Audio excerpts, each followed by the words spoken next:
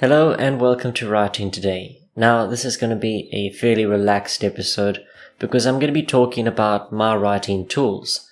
The software that I use to write my stories, be it short stories or novels, what techniques I use to improve upon them, as well as some methods that I highly recommend to beginner authors out there who are just trying to manage their writing career or their hobby a lot better. For those out there looking for a more premium education that focuses on certain genres such as fantasy or thriller, there's a link to my writer's workshop in the description below. It is a bundle of courses that you can access at any time, and once it's yours for life. As an added bonus, you not only gain access to all my courses past and present, but also in the future as well.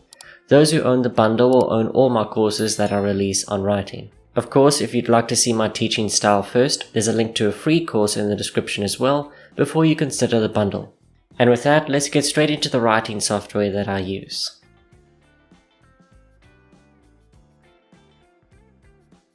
When it comes to the writing software, I mainly make use of Google Docs. The main reason it is my primary software is because I can access my stories at any time and any place. So if I feel like writing on my phone simply because I don't have my laptop or computer with me, then I can do so. Of course, most of the time I don't. I stick to something that has a keyboard. But this is a great software to use because you don't have to worry about transferring different files, and you also don't have to worry about keeping flash drives or hard drives with your books on them. Don't get me wrong, it's good to have a copy of it for yourself somewhere else as a backup in case you lose access to Google Docs. As many experienced writers out there know, it's very easy to lose a file, it's very easy to forget to save, and of course anything that is a digital file can be corrupted or lost or deleted. So it helps to have an online service that keeps track of everything and makes sure that it's all safe.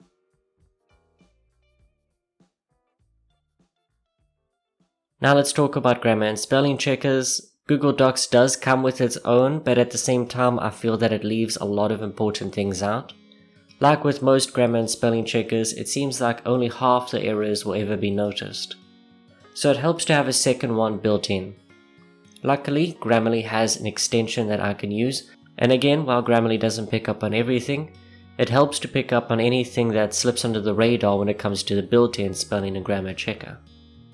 Now, while this isn't the best software out there, it's simply what I've been using. I find that it helps me get most of the errors out of the way, and anything that slips under both radars, well, hopefully I'll pick up by reading through my work.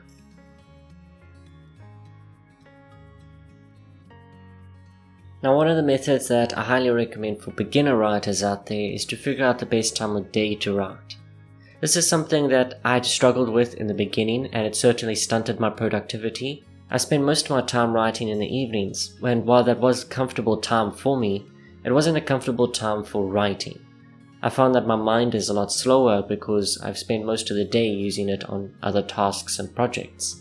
So again, taking that period of writing and moving it to the morning was what actually helped me write a lot more and also write a lot better. And that simply comes down to me being a morning person, but some people out there are certainly night owls. So while I can attend to other projects in the evening, I certainly can't write as well in the evening as I would in the morning. So figuring out this time of day to write does take some experimentation if you're new to writing, but it is well worth it.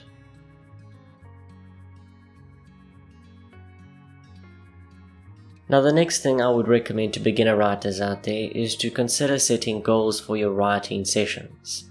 A lot of writers simply jump into the project and do as much as they can, and while this is a great way to get a lot done in the beginning, it's not a great way to stay consistent, and it's an easy way to reach burnout. So if you want to get a lot of writing done, one thing I highly recommend is setting a goal and sticking to it and trying to be consistent about it. It's got to be something achievable, it's got to be something that doesn't push you too hard.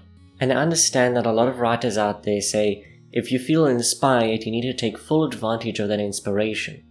But all you're doing, in fact, is actually making that writing process miserable.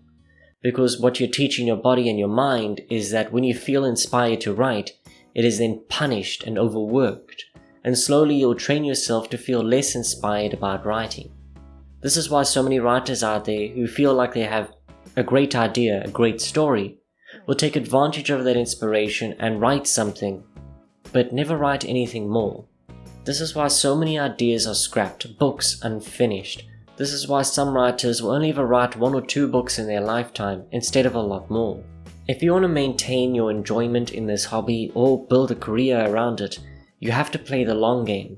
And that means being consistent, it means forming good habits, and not simply jumping upon writing whenever the impulse hits you. If you're impulsive about something, you'll never commit to something. And if you never commit to anything good, you'll never get anything great. This is why it's so important to manage your emotions and your work ethic in regards to writing and of course any other creative pursuits. Anybody can write when they're inspired, but you need to train yourself to write consistently whether you're inspired or not. As for my personal goal, I typically aim to write 2,000 words a day. Writing is my career, so I can spend a lot more time on writing, so this goal isn't too insane. But when it comes to others out there who are working a full-time job or handling other projects and responsibilities, this is a lot of time, and it can't be divvied up in such a way that you abandon responsibilities or of course your job. So in that case, your word count goal will need to be a bit smaller. If you're looking for a small goal, then I recommend around 500 words a day.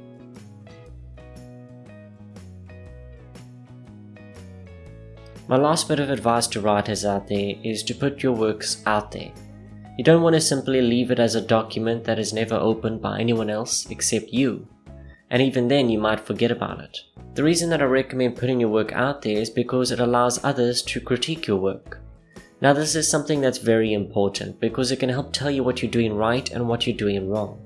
Now I do want to emphasize that this is a subjective career. There's going to be some out there who will read your book or your story and find that it isn't for them and still give you criticism, even though their tastes differ from yours.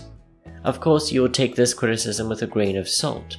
And of course, there'll be others out there who enjoy your work and compliment it, and that will add some confidence to your writing. And of course, this is a great element to have, because that'll mean you'll probably be writing a lot longer than you would if you didn't see some validation for your work.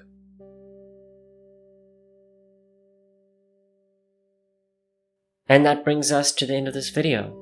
This was some of the advice and tools that I use in my writing process that I highly recommend to other writers out there, especially beginners who are looking to approach writing as either a career or hobby. But of course, my advice is not the only advice out there.